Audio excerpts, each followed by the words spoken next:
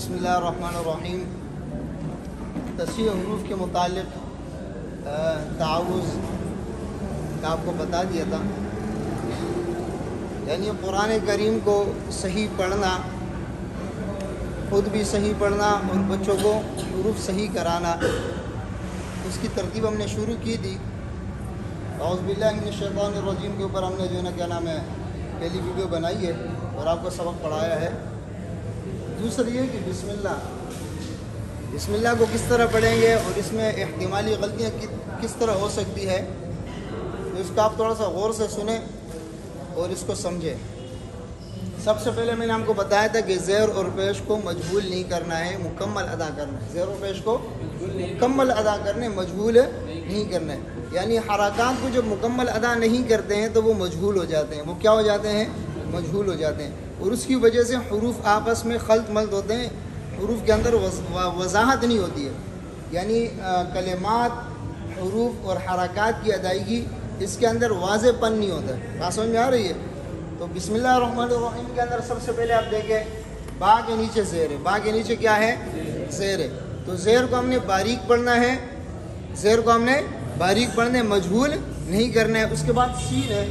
سین دیکھو ساکن حرف ہے نا، ساکن حرف، اس کے اندر عموماً بچے جو غلطیاں کرتے ہیں، بچے جو اس کے اندر عموماً غلطیاں کرتے ہیں، وہ غلطیاں کیا ہوتی ہے؟ اس کے اندر ساکن حرف پر یا تو حرکت پیدا کرتے ہیں، زبر کی طرح آواز پیدا ہو جاتی ہے، زیر کی طرح یا پیش کی طرح، صحیح ہے؟ اگر پہلے والا حرف کے اوپر زبر ہوگا تو ساکن حرف زبر کی آواز پیدا ہوگا ساکن حرف میں، پہلے حرف کے نیچے زیر ہوگا تو ساکن حرف میں زیر کی آواز پیدا ہوگی، پہلے حرف پر پیش ہوگا تو ساکن حرف میں پیش کی آواز پیدا ہوگی۔ تو یہ اس سے آپ نے بچانا ہے، اس چیز سے کیا کرنا ہے؟ بچانا ہے۔ جیسے ای ہی دی، حمزہ کے نیچے زیر ہے، ہا کے نیچے بھی زیر پڑھ دیتے ای ہی، ای ہی، تو یہ غلط ہے۔ اسی طرح بسمی، بس، بس، بسمی، بسمی، دیکھو س یہ آواز صحیح ہے نا؟ یا ساکن حرف میں آواز کو بند کر دیتے ہیں، بسمی، الحمد، اس طرح الحمد، اس طرح، ہاں؟ تو اس کے اندر یا جھٹکا دیتے ہیں، تو ساکن حرف کو جھٹکے سے اور ساکن حرف میں آواز بند کرنے سے، جس طرح سکتی کی آواز پیدا ہوتی ہے اس سے، اور ساکن حرف کو حرکت دینے سے بچانا ہے۔ بات سمجھ میں آ رہی ہے؟ تو بسم اللہ کے اندر یہ۔ دوسری بات، یہ سین جو ہے نا، سین، اس کا خیال کرنا، بعض بچے سین اس سائڈ سے پڑھتے ہیں، بعض بچے سین اس سائڈ سے، سین کا مخرج سامنے سے، سامنے کے دانتوں سے۔ بات سمجھ میں آ رہے ہیں نا؟ تو اس کی سیٹی کے بعد ایسے نہیں ہونا چاہیے، اس طرح بھی نہیں ہونا چاہیے۔ یہ بچوں کو آپ دیکھیں اور ان کو شیشہ پکڑائیں گے تو وہ جو ہے نا بچہ اس کو محسوس کرے گا، صحیح ہے؟ میم کے نیچے زیر ہے۔ دیکھیں ایک بات یاد رکھیں، میم اور نون، اس کے اوپر جب بھی زبر زیر پیش آئے گا، دیکھو میم تو ہر حالت میں اس کے اندر غنہ آنی فانی ہوگا، غنہ آنی یعنی میم اور نون کے اندر ہر حالت میں ہوگا، ناک میں آواز اگر وہ نہیں ہوگا تو میم اور نون ادا نہیں ہوں گے۔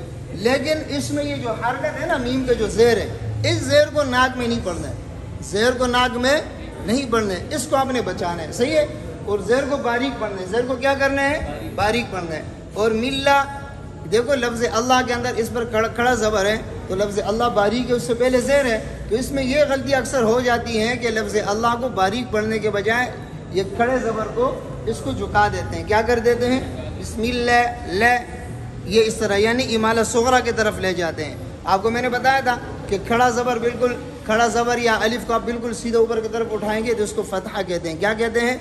فتحہ، والضحیٰ، ابقا، صحیح ہے؟ اور اگر اس کو نیچے جھکائیں گے اس کو امالہ کہتے ہیں، ابق، صحیح ہے؟ اور اگر اس کو امالہ اور فتحہ کے درمیان پڑھیں گے، ابقا، تو یہ جو ہے نا یہ تقلیل ہے، اس کو امالہ صغرا کہتے ہیں۔ کیا کہتے ہیں؟ تو اس کے اندر اکثر لوگ بسم اللہ، لے، اس طرح پڑھتے ہیں، صحیح ہے؟ آگے ہا کے نیچے زیر ہے، ہا کو جو ہے نا کیا نام ہے، زیر کو پوری طرح ادا کرنا ہے اور زیر کو باریک پڑھنا ہے۔ زیر کو جب را سے ملائیں گے تو را مشدد کے اوپر زبر ہے، را مشدد کے اوپر کیا ہے؟ زبر ہے۔ لوگ یہ غلطی کرتے ہیں کہ اس را کو شروع میں باریک پڑھتے ہیں، بعد میں موٹی پڑھتے ہیں، یہ غلط ہے۔ میں نے آپ کو بتایا تھا کہ کوئی بھی را آدھی باریک آدھی موٹی نہیں ہے۔ را مشدد کے اپنے حرکت کو دیکھیں گے، اس کا اپنا حرکت زبر والا ہے، تو یہ را شروع سے لے کے آخر تک موٹی ہے، یہ را شروع سے لے کے آخر تک موٹی ہے۔ بات سمجھ میں آ رہی ہے؟ تو آپ دیکھیں بسم اللہ، ملا، لا، لے نہیں کرنے، لا، ہیر، راہ، یہ ہا کے زیر کو جب را کے ساتھ ملائیں گے، ہا کے زیر کو نیچے کی طرف لے جائیں گے زیر کو، اور جب را کے ساتھ ملیں گے تو را کو اٹھا لیں گے اوپر، را کو موٹی پڑیں گے، ہیر راہ، سمجھ میں آ رہے؟ ہیر راہ، یہ ہا میں بھی آپ نے خیال کرنا ہے، صحیح ہے، ساکن ہے. اور میم کا کڑا زبر ہے نا، میم کا کڑا زبر بھی ناک میں نہیں پڑیں گے. کھڑا زبر حروف مدہ ہے. کھڑا زبر کیا ہے؟ الف مدہ ہے. تو کھڑا زبر الف مدہ ہونے کی وجہ سے آپ نے ناک میں ما نہیں کرنے، یعنی یہ حرف مدہ آپ نے جوف دہان کے بجائے آپ نے خیشوم سے ادا کیا تو مخرج تبدیل ہوا. اس کا خیال کرنا ہے. نیر، یہ نون کو جو ہے نا کیا نام ہے، اس کے زیر کو بھی ناک میں نہیں پڑیں گے، نون کے زیر کو بھی ناک میں نہیں پڑیں گے، نون کے زیر کو باریک پڑیں گے، نیچے کی طرف اس کو لے جائیں گے. اور جب را کے ساتھ ملائیں گے تو را کو شروع سے موٹا کر کے آخر تک موٹا پڑیں گے. بات سمجھ میں آ رہے ہیں؟ یعنی را مشدد پر زبر ہے تو پیچھے حرکت کی وجہ سے را باریک نہیں ہوگی، را شروع سے لے کے آخر تک را پر ہوگی. صحیح ہے؟ تو کس طرح پڑھیں گے؟ الرحمن نیر را، نی دیکھو، نی نیچے جا رہے، لیکن جب را کے ساتھ ملے گا نا، نیر، را شروع سے موڑے، دیکھو نیر، را شروع سے موٹی ہو گئی نا. نیر رحیم، حیم کے اندر آپ کو میں نے بتایا تھا مدہ ہے نا، مدہ کو ناک میں نہیں پڑھنا ہے. حی، آپ نے بچوں کو سمجھانا ہے ناک پکڑ کے، حی، اگر وہ حی اس طرح پڑھے گا سمجھے کہ ناک میں پڑھ رہا ہے، حی اس طرح پڑھے گا منہ سے ادا کر رہے. آگے میم ہے، میم ساکن ہے وقف میں. جب وقف میں میم ساکن ہوگا تو اس میں غنہ آنی ہوگا، اور یہ نون اور میم کے ذات کے اندر یہ غنہ پائے جاتے ہیں. اگر یہ ہم نہیں پڑھیں گے تو میم بجائے میم کے آواز یہ با سے تبدیل ہو جائے گا. کس سے تبدیل ہو جائے گا؟ الرحیم. اب یہ میم ادا ہوا. اگر یہ تھوڑا غنہ نہیں کریں گے تو حیب بن جائے گا. کیا بن جائے گا؟ با. بس بات سمجھ میں آ رہی ہے؟ تو یہ آج کا سبق ہے. آپ نے کیا کرنا ہے، جہاں بھی زیر آئے گا، جہاں بھی پیش آئے گا، آپ نے اس کا خیال کرنے کو پوری طرح ادا کرنا ہے. اور زیر کو مکمل ادا کر کے، پیش کو مکمل ادا کر کے آپ پڑھیں گے تو اس سے یہ فائدہ ہوگا کہ حروف اور حرکات واضح طور پر ادا ہوں گے. بات سمجھ میں آ رہی ہے؟ دوسری بات، یہ بسم اللہ کے اندر اس میں آپ نے اس کو جھکانا بھی نہیں ہے، اور یہ کڑا زبر آپ نے ناک میں بھی نہیں پڑھنا ہے. اسی طرح یہ میم کے نیچے زیر ہے، میم کے زیر کو بھی ناک میں نہیں پڑھنا ہے. یہ میم کے اوپر کڑا زبر ہے، کڑے زبر کو بھی ناک میں نہیں پڑھنا ہے. یہ نون کے نیچے زیر ہے، اس کو بھی ناک میں نہیں پڑھنا ہے. نون اور را کو جب ملائیں گے تو نون کو جو ہے کیا نام ہے نیچے کی طرف لے جائیں گے، زیر کی وجہ سے اس کو کیا کریں گے، باریک کریں گے. اور جب یہ زیر، نون کا زیر جب را کے ساتھ ملے گا تو را کو شروع سے آخر تک موٹا کر کے پڑھیں گے. بات سمجھ میں آ رہی ہے؟ اور را میں تکرار نہیں کرنے. آپ کو میں نے بتایا تھا بعض لوگ اس میں تکرار کرتے ہیں، ہاں اس طرح پڑھیں الرحمن الرحمن. اگر آپ الرحمن پڑھیں گے تو اس میں بھی ایک بات آپ یاد رکھیں، یہ الرحمن میں حمزہ باریک ہے، را موٹی ہے.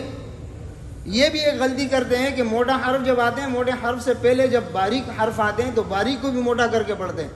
ہاں باریک کو بھی کیا کرتے ہیں، جیسے اللہ، اللہ باریک ہے، پڑھتے ہیں اللہ، حمزہ کو موٹا کرتے ہیں. الرحمن کے اندر بھی اسی طرح حمزہ باریک ہے. تو بات سمجھ میں آ رہے نہیں آ رہے؟ ہاں ان اللہ، ان اللہ، ان اللہ، نون کو موٹا نہیں کرنے. موٹے حرف سے پہلے جب بھی باریک حرف آئے گا اس کو آپ نے باریک کر کے پڑھنا ہے، اور جب موٹے کے ساتھ اس کو ملائیں گے تو موٹے حرف کو شروع سے موٹا کر کے پڑھنا ہے. بات سمجھ میں آ رہی ہے کہ نہیں آ رہی ہے؟ اس چیز کا خیال کرنا ہے. اگر الرحمن پڑھیں گے تو الرحمن حمزہ کو موٹا نہیں پڑھیں گے، اس طرح الرحمن ایسے نہیں پڑھیں گے، صحیح ہے.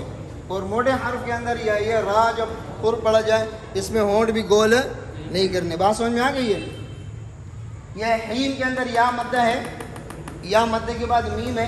اس میں آپ نے یا مدہ کا خیال کرنا ہے کہ یہ ناک میں آواز نہ جائے، اور میم کا خیال کرنا ہے کہ ناک میں آواز جائے.